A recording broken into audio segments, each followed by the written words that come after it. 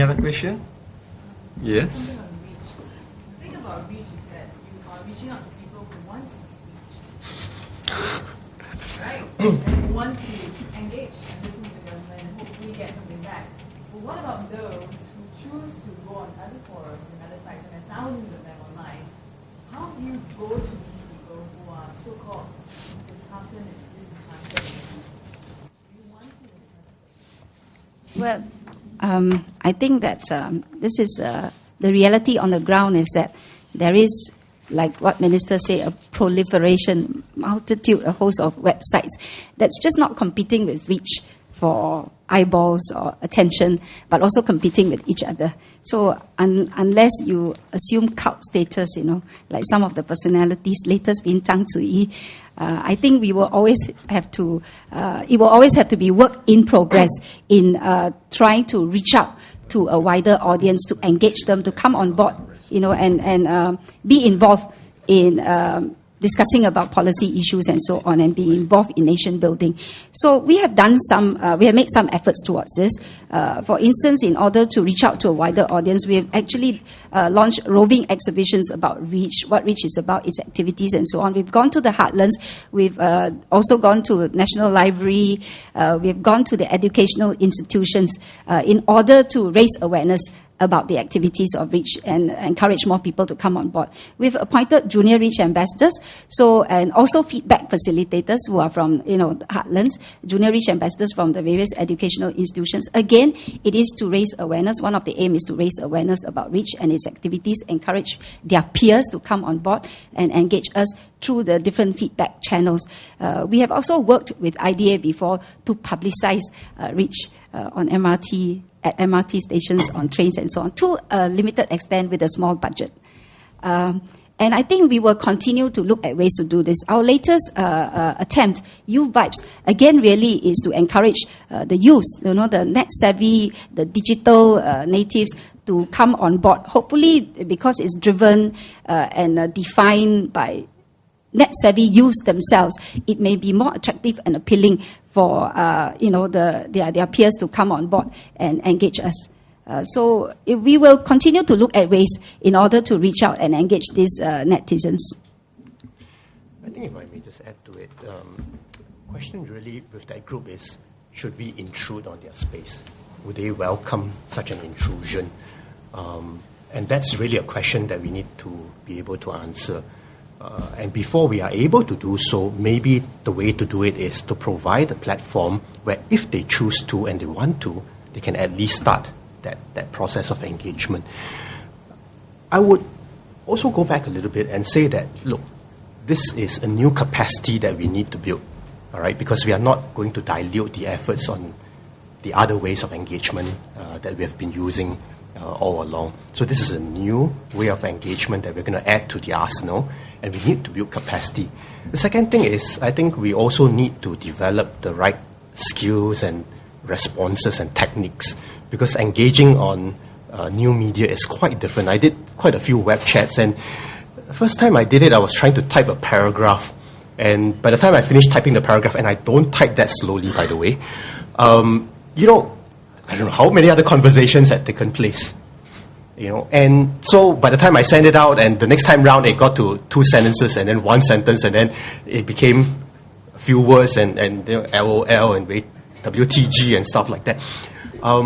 So we've got to develop those techniques, but also recognize that sometimes it is difficult for a very meaningful and substantial discussion to take place under those circumstances. So that would be some of the challenges that we face. I would also add that perhaps there are sites where, look, there is not a lot of objective discourse that is taking place. We're not so sure whether they will indeed welcome also the intrusion of government into these sites. And maybe we'd better leave them alone for the time being, but welcome those who seriously want to seek an open engagement with the authorities to do so under certain sites for the time being. I just want to reiterate that it's extremely difficult for a government to try to address all these profusion of websites and blogs, including those that are critical of government policy. I mean, one example is in President-elect President Obama campaign. There were all kinds of innuendos and distortion and misleading information spread about the candidate. You see, what did they do? Did they go out and they try to debunk every single posting? No, they created a website, called Fight the Smear. Is it? Yeah, I think it's called Fight the Smear, and invite people to go there to be informed or to get the facts about the candidate. You see, I think that's quite an instructive approach. And we hope that over time Singaporeans will understand that Reach is an authoritative, reliable, objective, and accurate source of information on government policies and on national issues. And if they need to get to be kept informed, this is the place to go to, you see, and where they can give their views, and where, as I said earlier on, they can also expect a response to a well thought through, considered viewpoints. I think this is a learning process. It's not something that will take place, or be achieved overnight. We have to allow ourselves time, work on it. Reach will continue to experiment with new media technologies, continue to roll out new platforms for engagement.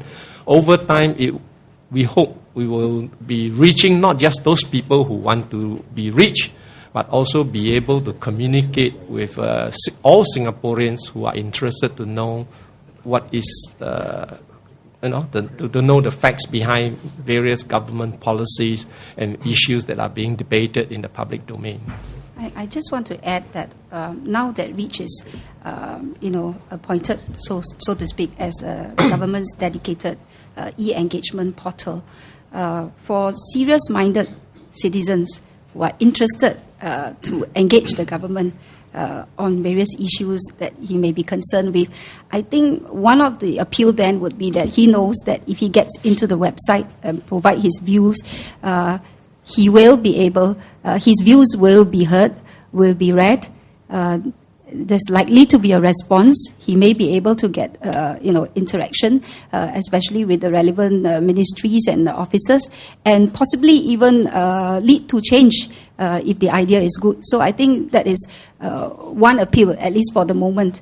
And the other thing is that as a dedicated, comprehensive e-engagement portal for the government, really any interested citizen, when he gets in, he'll be able to see just from one portal rather than from different websites, say from at the different ministries, what the government is consulting on, what are the different policies the government is consulting on, what are the current issues that is hotly debated about, and what his involvement can be or what he could actually contribute in terms of policy making, in terms of bringing about change.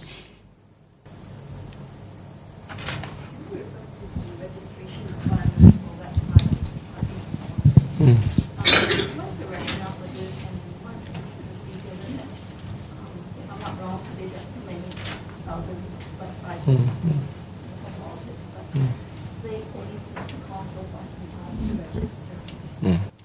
Well, the registration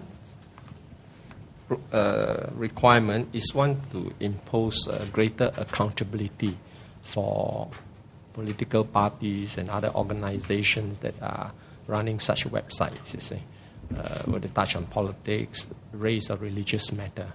And some websites have been registered. It's apart from Sintercom, I think Think Center, which is registered as a political society, was also asked to register.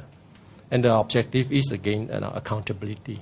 Bear in mind that although this registration requirement has been around for some time, as part of the light touch internet class licensing system or scheme, it has not in any way inhibited debate or critical comments appearing on such websites. You see, all we want to do is to ensure that if such websites are around and if they have this persistent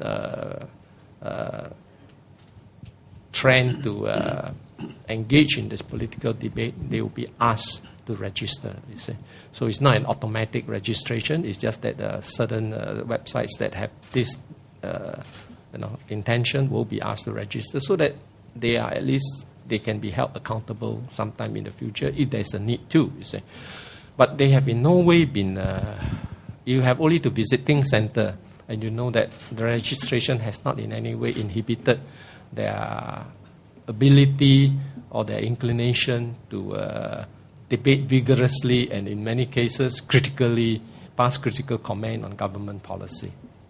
Political party websites are also registered, and they have continued to pose very critical comments, and carry on critical debate about government policies, you see. So it has not in any way inhibited anyone from debating rigorously online. Now, at the same time, we are saying that, and AIM has reinforced this point, that there's a need for greater accountability and responsibility for online engagement, you see. Therefore, we already have this measure to ensure some element of accountability. It seems to be contradictory or counterproductive, having got this measure in place, to dispense with it, and then on the other hand, go and try to look for other ways of ensuring accountability. So we thought that it's better at this juncture to preserve this registration requirement, even as we explore how, in the case of internet election advertising, we could introduce elements of accountability there, you see. It is rather arbitrary, given that you asked two websites to register, but there's so many others with other policies. Should we ask them to? No, I don't think it's arbitrary. I think this is a very careful decision, after careful consideration of which are the website that requires to be registered. We've stated upfront that all political party websites will be registered, and those that are, persisting in this political debate, some other websites may do so too, but we have to study each and every one, you see. The intention is not to go out there and cause everyone to be registered, you see. And through implementation, through precedents, we have shown that we have not taken a blunderbuss approach, you see. Yes. So just a quick question. It seems that REACH is set for a much bigger role. Is there a plan to devote more resources to REACH? I mean, Ms. Kwai mentioned that they are operating quite limited budget.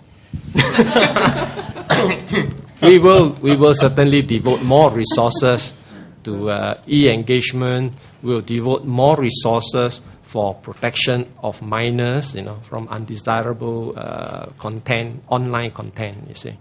More resources will be needed and will be, supplied to the agency, whether it is this inter-ministry task force on cyber wellness or to e-engagement platforms like REACH, you see.